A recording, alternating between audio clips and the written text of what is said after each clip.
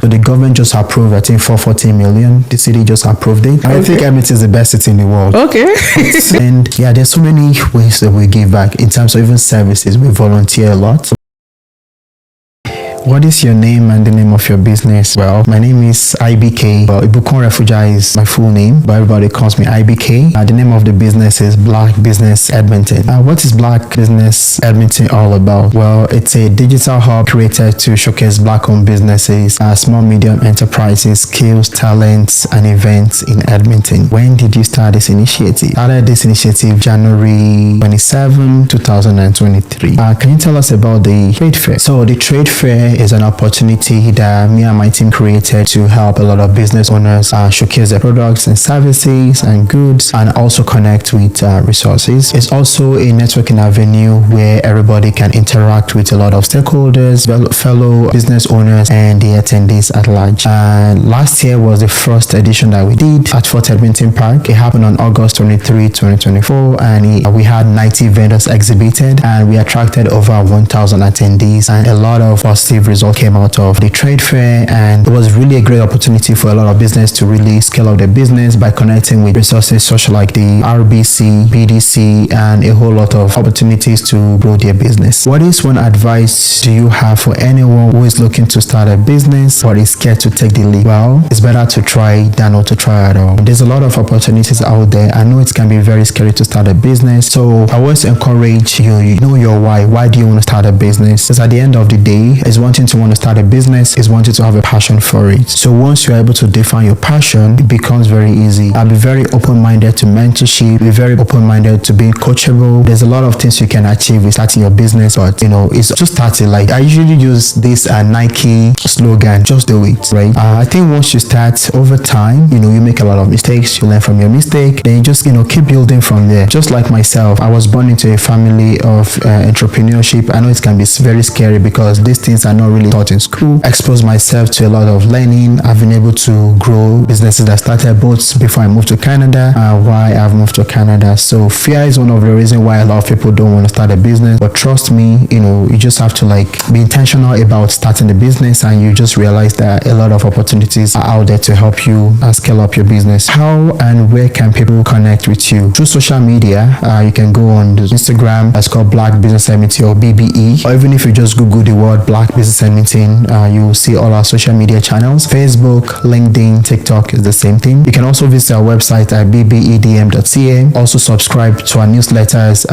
Go on our website on the homepage. You scroll down to somewhere in the middle, you'll see where it says subscribe to our newsletter. That way you can connect to our weekly newsletters. We always send a lot of information about networking and amazing events that's happening in Edmonton. So IBK, the fair, is it just the blacks that will be exhibiting in the trade fair, or is there interracial kind of exhibition going on? So the BBE trade fair isn't just for black people only. So this year, if you actually go on the events page, it's called the Cross-Cultural Business Exhibition. So far we have business from various communities that will be joining us, because the goal of BBE is to create space for other communities to be able to interact with our community and vice versa. So we anticipate 150 vendor registration this year. Exhibition, it's not just for black people only. Right now we have vendors from different communities that be exhibiting with us. So at the end of the day, the goal is to create a global village where a lot of communities can come together and do business together. Yeah. So you mentioned 150 vendors. Last year you said about 90 vendors. So that means more people are interested in a lot of people are more interested. So many interest has been coming up. Our registration has really gone up a lot. Beyond, so that's also a good sign for us. It shows a lot of people believe in the initiative, and then means a lot to us to be able to keep growing these. I was also a vendor last year, and it was a one-day event, but I noticed this year is 2 days event. So what's special? What's happening? Why is it 2 days? Right. So some of the feedbacks we got last year is to make this event a 2-day event, because we want to be as flexible as possible. Some people, it might be Sunday that works best for them to attend, come and support all these businesses, and maybe Saturday doesn't work for them. So we kind of mix it up a little. So we want to do Saturday, Sunday. And just from the feedbacks that we got last year, a lot of the vendors and even attendees wanted it to kind of be a 2-day exhibition. So that's why we're making it 2 days this year. Yeah. So how does Black Business Edmonton give back to the Black community? I know it's a non-profit organization and you would say you're putting businesses out there. Is that how they give back to the Black community? Great question. Thank you. So we as an organization, we give out to the community in various ways. For example, for some business that have storefront, we go to do like a video capture to talk about products or service they offer, and then we promote it on our social media at no cost to the vendors. We also collaborate with a lot of organizations just to help. Sometimes we do a lot of donation to monetarily to other organizations. Even on our platform, we promote businesses that are not even paid. They are not paid member, but we still use the platform to promote their business. And then if you notice, every month we give 30 tickets to our members to attend the coffee with the Edmonton Chamber of Commerce. Yep. So all those things come at a cost, but through our partnership with the chamber is also to give out to the business community. So we give tickets to our members to attend. Yeah, there's so many ways that we give back in terms of even services. We volunteer a lot. So when there's any community event, me and my team will go, we support them. There was one that we did, I think it was in June, where we were doing downtown cleanup, and it was organized by a non-for-profit organization called Life Changers. So I was there. We're just picking up trashes from Chinatown, and then we're cleaning up the environment. So it took about 5 hours that we're there, and me and my team were there to support the initiative. So yeah, there's a lot of ways. We also help people in the community that want to do events. Let's say they want to invite dignitaries to attend the event, or they need help getting like a guest speaker. We also help them facilitate that, and we also promote events at no cost to a lot of community. Yeah, wow, that's a lot. I know, running a non-for-profit can be tasking, challenging, and most times people don't really know the work that goes behind the effort, how you kind of takes you away from your family just to get people to do things and get things done. So I wanted to know, has there been a time, since this initiative that you wanted to give up? Like you're like, I'm done. I'm not doing it again.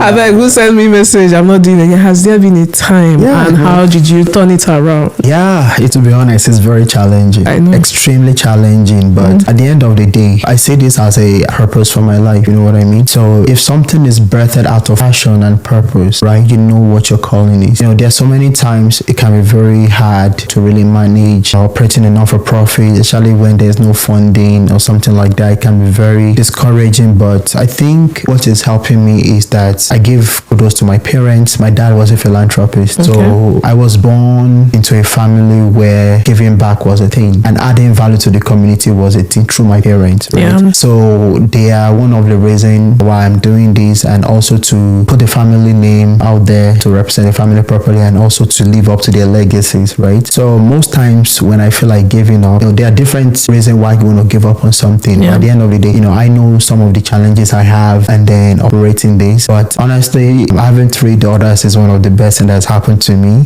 So I see this initiative as also setting up a legacy for them, and they know very well. Sometimes when I'm doing meetings, they'll come around me, we chat.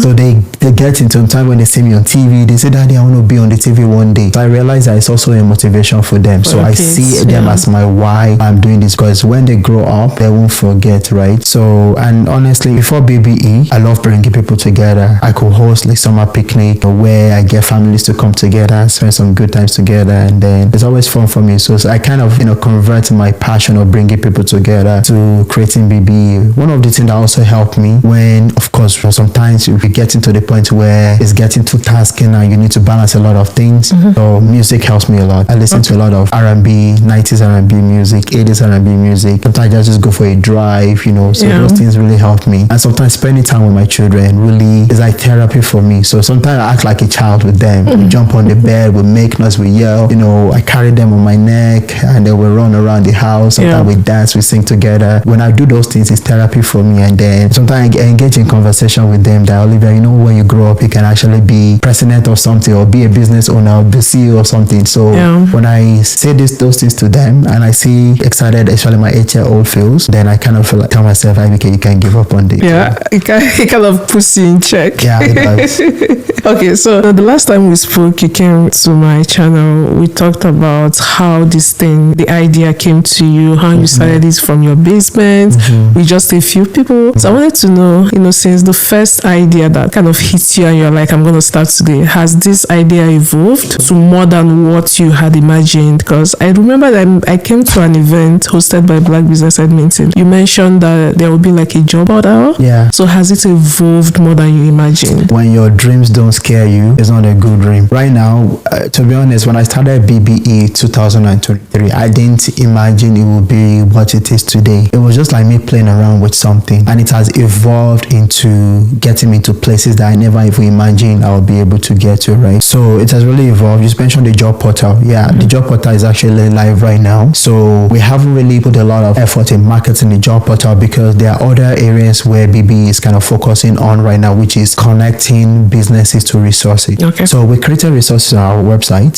So if you go there, there's business funding, business support, food bank, there's health, mental health, fertility clinic, and stuff like that. So we kind of want to focus more on that because we really want to help a lot of businesses grow. So after the trade fair, we're going to have resources on procurement through the city of Edmonton because I serve as an advisory committee there. So I'm trying to see how a lot of businesses in our community can start understanding how procurement works through the government by getting government contract. There's a new resource through the federal government, actually. It's called ISED. It has a lot of information about whatever you can do, even not just as a business owner or as an inspiring. I'm talking about business license, permits, and all those kind of things, right? So it's a lot. And then I think after the trade fair, around September, October, we want to start a series through BT. So the series is going to be month to month. We want to, and it's going to be like a YouTube series where, of course, it's an event, it's kind of like meet and greet, but we want to be coaching a lot of businesses because we realize that a lot of businesses still need a lot of access to information and opportunities to really make their business run properly. I'm talking about taxes, I mentioned permit, I'm talking about mentorship, and a lot. There's just a lot of things. So we had like, it's going to be a month-to-month series. So that's really going to help a lot of businesses. I also have the opportunity to represent the community this month when, through the Chamber of Commerce, of course, we want to revitalize downtown because we realize that a lot of businesses are struggling to operate downtown. So the government just approved, I think, 440 million. The city just approved it. So it's just going to give opportunity to, I think it's about 2,500 business space that will be opened. So then we want to make it more affordable. So I spoke at the city all about it to support the project, and it was approved by the city. And I also spoke about inclusivity as well. So even when this project starts and, we want contractors, we want to find a way to also get our community to be involved in that project. And when this project go live, there are businesses downtown, not just Black people. We want more BIPOC community to be able to showcase their business in a more affordable way. And then we had also conversation about if you have a business downtown, being able to make downtown more safer to live, right? For example, maybe your business, you're living upstairs, you want to have a shop downstairs. That will really help a lot of people afford having a business downtown. So it's an extensive project that's going to run for so many years. So I had the opportunity to talk about actually Black business community to be able to be involved in that project. So it's evolving a lot. Even the trade fair, like you mentioned, last year we had 90 vendors. This year we're doing 150 vendors. So we're really scaling up and we're collaborating and partnering with a lot of stakeholders to be able to evolve. So sometimes my day goes by quickly because I multitask a lot. I attend so many meetings and then I have a lot of to-do lists to catch up with. So it's really evolved, and it's also a lot of learning opportunity for me because as you evolve, you learn more. How can you grow this initiative better, even beyond Edmonton that it is, right? So it's very challenging, but it's really evolving beyond what I expected to be. So I've built a team of 5 around BB right now. Okay. So we have a media team, we have a planning team, we have a dev team. So we actually have students through Venture for Canada that manages the social media page. So they do the cohort about 4 times in a year, spread around. So it's doing very well. These are the things you use to measure success for this initiative. And how often would you say that businesses sign up on your platform? Every week. Every week, yeah. Like sometimes I used to wonder how people even find out. So right now we have I know it's over 300 businesses on the platform right now. The last time I counted was about 350 something. So every day people sign up. And our social media page is growing a lot. Across social media platforms, probably about close to 4,000 followers right now. So it's really growing. And then when businesses sign up, we always find out how do they find out. Most of the time is online search. So our SEO is very strong. So if you Google Black-owned businesses in Edmonton or Black entrepreneurship in Edmonton or networking event in Edmonton, we always show up. So people always use the opportunity to sign up their business. Oh, okay. So and why should people come to Black Business Edmonton Trade Fair that is coming up on the 24th? August 23rd and 24th. Honestly, it's not just for Black entrepreneurs only. And it's not just for entrepreneurs only. If you are just a visitor or attendee that just want to learn more about opportunities out there, there. Yeah. So we're going to have stakeholders like TELUS, EDC, RBC, City of Edmonton. So these are people you can connect with to learn. We're going to have kids zone area. So family friendly, people can come with their children just to enjoy, play, and then also connect with a lot of, while they do businesses. And it's also a networking opportunity to be able to interact with vendors and what we are bringing up. And we're bringing in a lot of dignitaries to come and speak. There's going to be a workshop as well. The workshop is going to be hosted by RBC and BDC. On the morning of the trade fair, we're going to have a coffee mixer with BDC. So that's kind of where we set the tone of the trade fair. So yeah, it's a 2-day pack with lots of events. We're probably going to post the itinerary, I think, 2 weeks before the trade fair. So there's a lot of activity that's going to happen. There's going to be music, local music. You'll be surprised the kind of talent that exists in Edmonton that even we don't know about. So there's going to be dance, Caribbean dance, West African dance, East African dance, music. It's just going to be a lot. Then there's also going to be a folk poetry. So the poetry is kind of based on our heritage, where people can really connect more with our culture. We're going to have indigenous elders that's coming to, of course, speak as well, and they will sing. They will, will connect with their culture, and we also acknowledge their land and stuff like that. So it's fun. It's not really a festival because the focus is the business exhibition right now. We're just going to add some extra side attraction just to make the event enjoyable for both Saturday and Sunday. So before I let you go, I think the last time I asked you, when are we going to see something like Black Business Calgary, Black Business Red Deer, Black Business Toronto? Is there like a plan in the future to extend and expand more than Edmonton, or are you just focusing on Edmonton? Yeah, so honestly, in my own biased opinion, I love Edmonton so much. I think Edmonton is the best city in the world. Okay.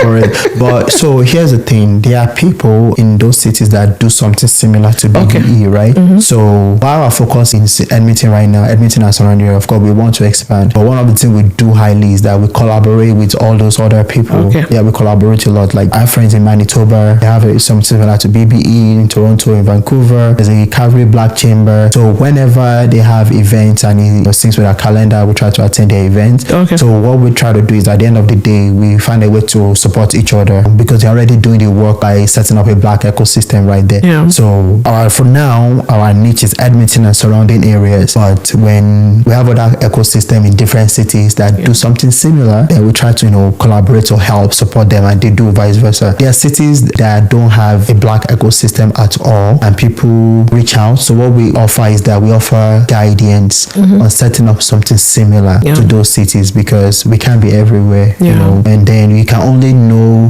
what you know within the city where you're living, right? So we can't go and start a Black business Toronto because we're not really there. But I'm telling you, there are various people in various cities that do something similar, but we just try to collaborate. Actually, when I was coming, this message that came to my phone, I think they call it Black Atlas. I haven't really gone through their page, but I think it's very similar to what BB is doing. So they reach out to see how we can collaborate. So we're going to set up a meeting with them during this week to understand their mandate and see how we can support one another. Is that Edmonton as well? No. Okay, different. I haven't, but just from the description, it looks like it's basically Black Atlas Canada. So businesses Canada. All businesses Canada. I think that's what they're doing. But we'll set up a meeting with them to understand their needs, and we're always huge on collaborating. Yeah, I'm happy that Blacks are coming together and collaborating on things. Thank you so much for joining us today. We truly appreciate your presence, and see you all at the trade fair. See you, everybody. Please come with your family. Come support culture. Come support business exhibition. Come network. You'll be amazed what you want for you to come and enjoy. Thank you for joining us today. Bye.